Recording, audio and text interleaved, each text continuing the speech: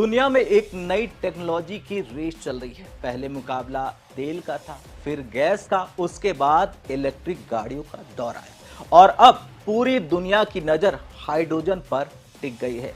जो देश इस तकनीक में आगे निकल जाएगा वो आने वाले दशकों में ट्रांसपोर्ट, ऊर्जा और भारी उद्योगों का नया सुपर पावर बन सकता है। और ठीक इसी के बीच चीन ने एक ऐसा दावा किया है जिसने पूरी ऑटोमोबाइल इंडस्ट्री का ध्यान अपनी तरफ खींच लिया है। यह चीन की कंपनी वेईचाई पावर का कहना है कि उसने दुनिया का पहला ऐसा हैवी ड्यूटी हाइड्रोजन इंजन तैयार किया है जिसने चीन के सबसे सख्त चाइना 6 एमिशन स्टैंडर्ड को पार कर लिया है। कंपनी का दावा है कि यह दुनिया का पहला heavy duty hydrogen internal combustion engine है जिसे इस स्तर पर उत्सर्जन प्रमाण पत्र मिला है। लेकिन सवाल सिर्फ इतना नहीं है कि चीन ने नया इंजन बना लिया है। असल में सवाल यह है कि क्या सच में डीजल ट्रकों का दौर खत्म होने वाला है? क्या हाइड्रोजन भविष्य का नया ईंधन बनने जा रहा है? क्या चीन इस तकनीक में दुनिया से आगे निकल रहा है और भारत इस पूरी रेस में आखिर किस जगह पर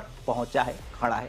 और सबसे बड़ा सवाल कि क्या आने वाले समय में सड़कों पर दौड़ते ट्रक, खदानों में चलने वाली मशीनें और बड़े बड़े औद्योगिक इंजन डीजल नहीं बल्कि हाइड्रोजन से चलेंगे? आज के इस वीडियो में इन्हीं सभी सवालों के जवाब हम विस्तार से समझेंगे। नमस्कार, जय हिंद, मैं हूं आयुष और आप देख रहे हैं भारत तक।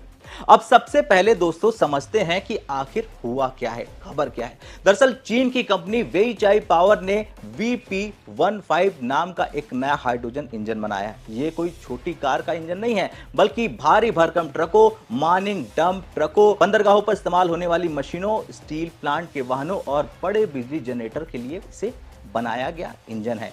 अब कंपनी क्या दावा है? तो कंपनी के मुताबिक इस इंजन ने 3 जुलाई को China automobile technology and research centre यानी कि CATARC में सभी आधिकारिक परीक्षण सफलतापूर्वक पूरे कर लिए हैं। इन परीक्षणों में सिर्फ एक दो चीजें नहीं देखी गई हैं बल्कि ठंडे इंजन से स्टार्ट करना, लो स्पीड पर चलना, पूरी ताकत के साथ हाई स्पीड पर चलना, अचानक स्पीड बढ़ाना और घटाना, यानी वास्तविक जीवन में इंजन जिस तरह से चलता है लगभग हर स्थिति में इसकी जांच की गई। अब इसके बाद इस इंजन को चाइना 6 उत्सर्जन मानकों के अनुरूप माना गया है। अब यहां एक बात समझना बहुत जरूरी है, चाइना 6 आखिर है क्या? इसे आसान भाषा में समझिए, जैसे भारत में BS6 यानी भारत स्टेज 6 एमिशन स्टैंडर्ड लागू है, वैसे चाइना में चाइना 6 स्टैंडर्ड है। दरअसल ये नियम तय करते हैं कि किसी इंजन से कितना प्रदूषण निकल सकता है। जितना सख्त स्टैंडर्ड होगा उतना साफ इंजन माना जाएगा। यानी सिर्फ ताकतवर इंजन बना लेना काफी नहीं होता है, उसे पर्यावरण के लिहाज से भी सुरक्षित साबित करना पड़ता है। और यही वजह है कि चीन इस उपलब्धि को बहुत बड़ी सफलता बता रहा है।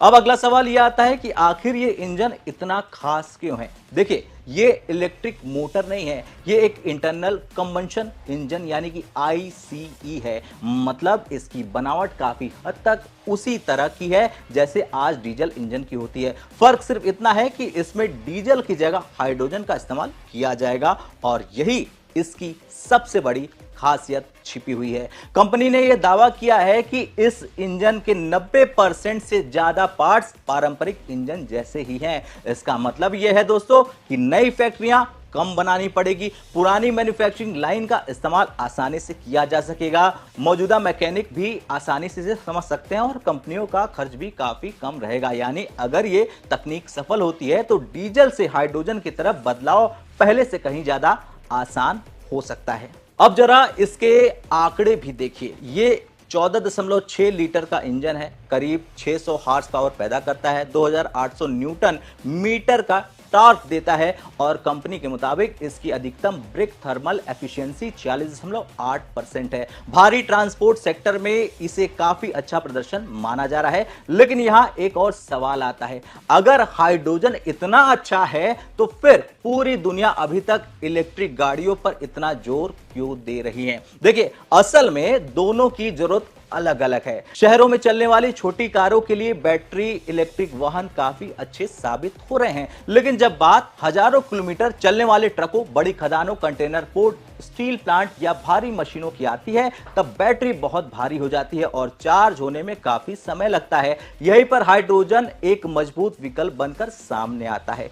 कम समय में ईंधन भरिए, लंबी दूरी तय कीजिए और भारी वजन भी आसानी से ढोइए। इसी वजह से पूरी दुनिया अब हाइड्रोजन तकनीक पर तेजी से निवेश कर रही है, R&D में, खासकर चाइना। अब बात कर लेते हैं चीन की। तो पिछले कुछ वर्षों में चीन ने इलेक्ट्रिक वाहन, battery, solar panel, wind turbine और अब हाइड्रोजन टेक्नोलॉजी में भारी निवेश किया है। चीन की रणनीति बिल्कुल स्पष्ट और साफ दिखाई देती है। जो तकनीक भविष्य में पूरी दुनिया इस्तेमाल करेगी, उसमें अभी से नेतृत्व तुरंत हासिल कर लो। अगर चीन इस तकनीक का बड़े पैमाने पर उत्पादन शुरू कर देता है तो वो सिर्फ इंजन ही नहीं बेचेगा बल्कि पूरी सप्लाई चेन, पुर्जे, तकनीक और मैन्युफैक्चरिंग पर भी मजबूत पकड़ आसानी से बना लेगा। लेकिन क्या चीन सचमुच दुनिया में सबसे आगे निकल गया है? तो इसका जवाब थोड़ा संतुलित है। देखिए, चीन ने जो दावा किया है वो चाइना 6 प्रमाणन हासिल करने को लेकर है, लेकिन इसका मतलब यह नहीं है कि दुनिया के बाकी देश हाइड्रोजन पर काम नहीं कर रहे हैं। जापान लंबे समय से हाइड्रोजन अर्थव्यवस्था पर काम कर रहा है। टोयोटा और कई जापानी कंपनियां हाइड्रोजन फ्यूल सेल तकनीक विकसित कर रही हैं। इतना ही नहीं, दक्षिण कोरिया की हुंडई भी हाइड्रोजन ट्रकों पर काम कर रही है। यूरोप में वोल्वो और ट्रक और कई अन्य कंपनियां हाइड्रोजन फ्यूल सेल तथा हाइड्रोजन इंजन दोनों तकनीक पर निवेश कर रही हैं। अमेरिका की कंपनियां भी हाइड्रोजन इंजन विकसित करने में लगी हुई हैं। यानी पूरी दुनिया की टेक्नोलॉजी रेस है और फर्क सिर्फ इतना है कि चीन ने इस खास श्रेणी में सबसे पहले अपने इंजन को चाइना 6 मानकों के अनुरूप प्रमाणित करने का दावा कर दिया है। सबसे अहम सवाल, भारत इस रेस में कहां खड़ा है? देखिए, भारत इस रेस में पीछे जरूर है लेकिन बाहर नहीं है। भारत सरकार ने नेशनल ग्रीन हाइड्रोजन मिशन शुरू किया है, जिसका मकसद देश में ग्रीन हाइड्रोजन का उत्पादन बढ़ाना, आयातित ईंधन पर निर्भरता कम करना, भविष्य के लिए नई ऊर्जा व्यवस्था तैयार करना है। देश की कई बड़ी कंपनियां जैसे कि Reliance industries, Adani group, Indian oil, NTPC, Tata Motors और अशोक हाइड्रोजन से जुड़ी अलग अलग तकनीकों पर काम कर रही हैं। कोई ग्रीन हाइड्रोजन बना रहा है, कोई फ्यूल सेल बसों पर काम कर रहा है, तो कोई हाइड्रोजन से चलने वाली ट्रकों और इंजनों का परीक्षण कर रहा है। यानी भारत पीछे नहीं है, यानी भारत ने भी दिशा तय कर ली है। लेकिन अगर चीन की तरह तेजी दिखानी है तो रिसर्च, मैन्युफैक्चरिंग, हाइड्रोजन उत्पादन और इंफ्रास्ट्रक्चर, इन चारों मोर्चों पर रफ्तार बढ़ानी ही होगी, क्योंकि आने वाले समय की लड़ाई सिर्फ हथियारों की नहीं होगी, ये तकनीक की लड़ाई होगी, ऊर्जा की लड़ाई होगी और मैन्युफैक्चरिंग की लड़ाई होगी। जिस देश के पास भविष्य की तकनीक होगी, टेक्नोलॉजी होगी, वही दुनिया की सप्लाई चेन पर सबसे ज्यादा प्रभाव डालेगा और नंबर 1 पर रहेगा। तो कुल मिलाकर चीन का यह दावा सिर्फ एक इंजन की घोषणा नहीं है, यह संकेत है, संदेश है, मैसेज है कि दुनिया धीरे धीरे डीजल और पारंपरिक जीवाश्म ईंधन से आगे निकल चुकी है। अब मुकाबला बैटरी बनाम हाइड्रोजन का नहीं, बल्कि यह है कि किस सेक्टर में कौन सी तकनीक ज्यादा कारगर साबित होती है।